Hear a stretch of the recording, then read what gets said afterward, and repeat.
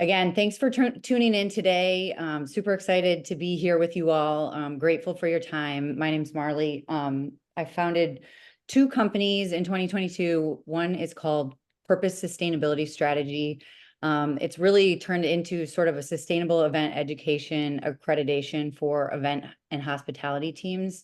I'm currently advising the Democratic National Convention on their event sustainability at the moment, and also have technology Purpose Net Zero, which measures group-related travel emissions, which we will dive in a little bit further on today. I personally am really into the human side of what's happening within our world, within events, and how we all ladder up to sustainability and sort of our interactions together. So today's presentation is going to be a little bit different.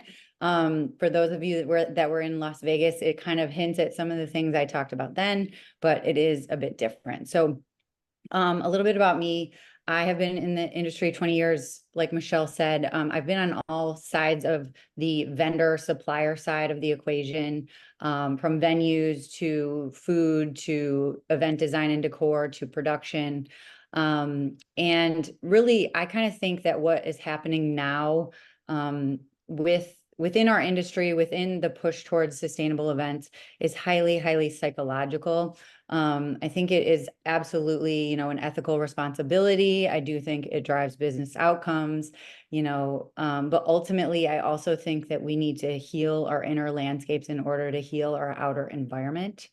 I have done a whole lot of meditation, a whole lot of introspective journeying, I guess you could say, over the last 5 years.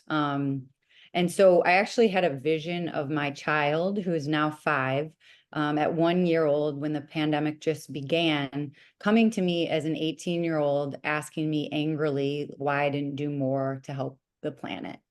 So that was basically the beginning of, my journey as far as, I started changing every aspect of my life. And really, there was no turning back. There was no alternative way other than the best possible way that I could do it. And so within my employer at the time, I realized there really wasn't a large opportunity for me to make the sustainable impacts that I wanted to.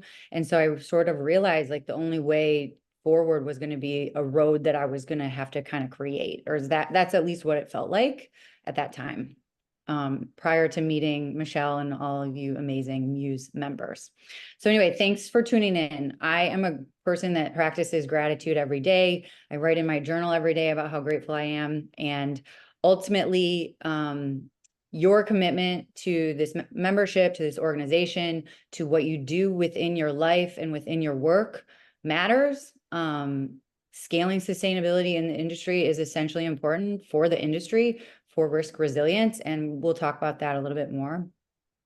So 80% of the world's highly concerned about climate change, and I've even seen numbers from Edelman that have come out that have said 93% of the world is highly concerned. Yet I was in a course where this climate scientist Katherine Hayhoe showed these exact percentages, 80 and 8%. And 8% of the world is taking action. So that means, that's us, that's our cohort of people. We're in the minority, but it doesn't ladder up to how many people care and are concerned. So, from an empathetic lens, I see there's this disconnect, and how can we help to bridge this gap? And how can we also have empathy for those folks that are concerned, but they're not acting, maybe because they don't know how to? The other thing, 72% of Americans believe in climate, but only 45% believe that it will harm them or it'll affect them. So these are all just important stats that we must, to help ourselves as we have these important conversations with the various stakeholders associated with our events and our business. So I have seen in my, almost 2 years, almost 2 years since launch of my companies, I've talked to some of the, most sustainable companies in the world on paper, who have entire sustainability arms of consultancy, who they consult with other Fortune 50s, Fortune 100s on their sustainability. And then I've met with their global events team who doesn't have a sustainable event strategy, and they say, we're good. I see a huge disconnect between the C-suite and these environmental claims, and even, corporate compliance and what's forthcoming, and this laddering down to events teams. I believe that that's because a C-suite doesn't know how to decarbonize the events industry, or their events, and they know they're very important to business outcomes. So we have compliance coming. The EU already has the corporate sustainability reporting directive. It affects 50,000 companies. We also have California, the two pieces of legislation that will kick in 2026, requiring those same 20 or 50,000 companies to report. These are part of why I created Purpose Net Zero, is to ladder up to these regulations and ladder up to these corporations having to report these Scope 3 emissions per what I saw coming from the SEC at that time. The SEC is behind. They were supposed to come out in October of 2022 with their regulation, and it was said to possibly include Scope 3. Well, of the 4,200 publicly traded companies in the US, 4,000 people complained, 4,000 comments were made about Scope 3 largely. So they've walked that back. The other thing that I've heard from, executives at various companies is that, they say, but what about revenue? How is sustainability profitable? And, to that, I think is one of the biggest questions that we have to grapple with. And especially because sustainability has this sort of reputation of being expensive, or it's an added cost, or it's this. And, the way that I kind of look at it is, if you eliminate beef from your menu in favor of plant-based, that's a huge cost savings there, enough to maybe unlock composting. And further, if you limit, unnecessary purchasing and unnecessary consumption, swag and otherwise, and, I know there's also environmentally, swag it's a different, I don't want to get into that, but anyway, there's ways that it definitely is a cost savings. And also, Neil and Overdrive's a great example. The amount of money that they can save in energy can cover the cost of them even being there. So we need to sort of dispel these claims. So I wanted to tell a story about, I was in a room full of 40 different event planners focused on large conventions. I did a TED style talk for 10 minutes about sustainability within events. There was another person there who did a 10-minute TED talk on AI. There was a breakout. The 40 event planners were told to choose a side. The organizer was like, this table right here where these lovely two women are sitting, it's going to be the sustainability table. We broke. The only two people that came were the two women that were sitting at the table that was assigned to sustainability. My response was, what does AI matter if the world is uninhabitable? And again, that's a dramatic, and let me tell you, I have more hope than anyone in the world. But I guess what I'm trying to identify is that I think that sustainability for a lot of event professionals within our industry it's triggering, because it's an entire rethink of every perspective of how we do things. You sort of have to relearn everything that you're experienced in, and experience in our business is one of the biggest reasons why people stay in it. So how can we bring these planners along? How can we bring these professionals along? There's a huge opportunity here for us. Not only that, when we're talking about revenue and when we're talking about profitability, sustainability and sustainable industries are going to be the biggest capital shift in the history of humanity per Bloomberg. So it is the absolute future. So how can we, and it's funny because like me telling all you this is preaching to the choir. Like, I know that you absolutely already are practicing all these, and this is your beliefs, but I think that this psychological hurdle is a part of what we all are dealing with, at least I presume. So I'm really a huge proponent of, grieving and feeling, this climate grief that a lot of people are dealing with, and especially young people, moving through the stages of grief to acceptance, and through that. And really that's where hope lives, and hope fuels happiness. I was listening to a podcast last night, and they were talking about like hopium, like hope as like a drug. Like, how do we get everybody to get to hope and get to this area of movement and action and being hungry to change and innovate? And so I talk about this a lot, but I learned about the concept in one of my recent courses about the concept of stationarity, and that basically stationarity posits that we only can create from what we know in history. So what humans have experienced thus far and backwards is what we know and how we basically can envision the future, and we can envision what's to come. But basically, we need to envision an entirely different scenario. We need to create a better future, one that's not, rooted in fossil fuels and industrialism. So how do we use storytelling and use what we do to create and envision this new opportunity and make sustainability within events exciting, make it the path, make it the thing that everybody should be seeking, doing, wanting. And we are a part of that story. And I want to tell you, you're doing great. So this is the way that I talk about event emissions.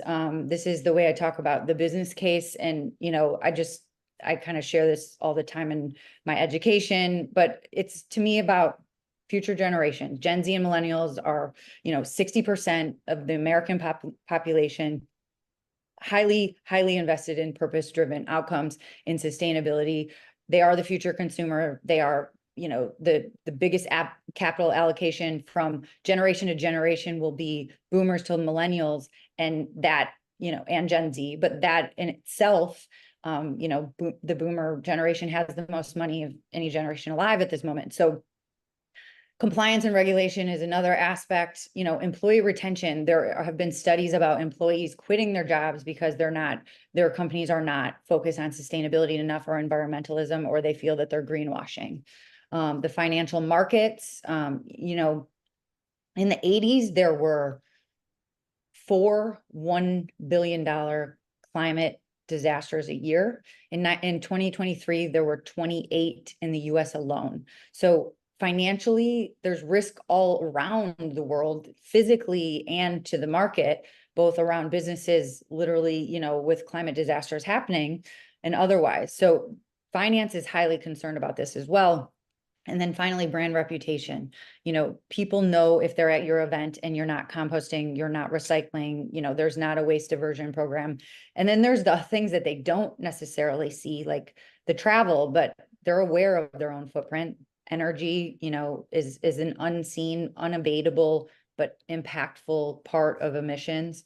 So how do we continue to have these conversations, educate folks, and, bring these things to the table? So Purpose Net Zero is a travel emissions calculator created to simplify sustainability for the 70 to 90% of event emissions from the attendee travel journey. I basically created this because as a consultant, I saw that this part of it seemed daunting, time consuming, and frankly, it was work I didn't want to have to do. I thought there was a much easier way to do this. How can we make this easier on event hosts so that they're not, I already know how much time event hosts have, which is like negative. So how can we make this easier, simpler, and less time consuming? So it's designed to measure group travel footprints for, event agencies, corporations, DMCs, the music industry, conventions, production, and more. I've had some really amazing conversations with various people, including Neil at Event Sustainability Live, about, the concept of measuring travel. And it has been really interesting. So I would really, really love this group's feedback about where you're at in terms of that conversation. Purpose Net Zero is not a calculator for all the things. It's not a calculator for everything else. I teach how to calculate energy and, hotels. We can use the Cornell hotel calculator. And obviously there's a lot of other calculators out there that do really great work. But Purpose Net Zero is created differently than those other calculators in one specific way. So this is an example of another calculator, and I don't think this calculator is part of Muse. And obviously there's no names or anything involved. I just wanted to show the difference of Purpose Net Zero. So this is a typical sort of event travel log for emissions. So you have to gather, the number of attendees, number of miles, how many flights are short haul. Okay, first of all, does the average event host know what these mean? How many private jets, how many trains? So Purpose Net Zero is created to simplify this process so that you're not having to gather all this information, that the individual attendee can just give you the information is the intention. So Purpose Net Zero can either integrate with event registration or through a spreadsheet, which I'll show you momentarily. But the very few data points that we gather are a zip code, a city, or a full street address. And then we need 3 legs of the journey from your home to the venue. So most other calculators, they calculate from airport to airport. So they'll go Heathrow to O'Hare. Purpose Net Zero goes from my home to the endpoint location of the venue in whatever city. So it goes 2 legs further. And this Purpose Net Zero is never really, it's not intended to be I'm not a tech founder. You can tell I'm an events person that created a tool to try to solve my own problem. It's not going to be a tool that's going to try to do all the things for all of everyone. So we are currently integrated with Cvent and Swoogo. So basically through those platforms during the registration process, as I'm giving my information, my zip code or my city, then I can literally receive back in Swoogo what the carbon cost of my footprint is. So if I'm going to San Diego, and that's about $15 per metric ton at a $15 per metric ton price point, or 1 metric ton of emissions, during the process, it would say, hey, Marley, your emissions for this event are $14.47. Do you want to add this fee to your total registration price? And then I can actually choose to pay for my own footprint in that case, if you're going through Swoogo. We're talking to other tech companies about other integrations. If there is no integration, that doesn't stop us from being able to calculate. So basically, this is a picture of the spreadsheet that we use. So basically all we need is one of the green points, or like either the full address, the city, or the zip code. And then we need the legs of the journey. And the first leg is the only one required, because obviously if everybody's local and they're all taking a train or a car there, that's all that we need to know.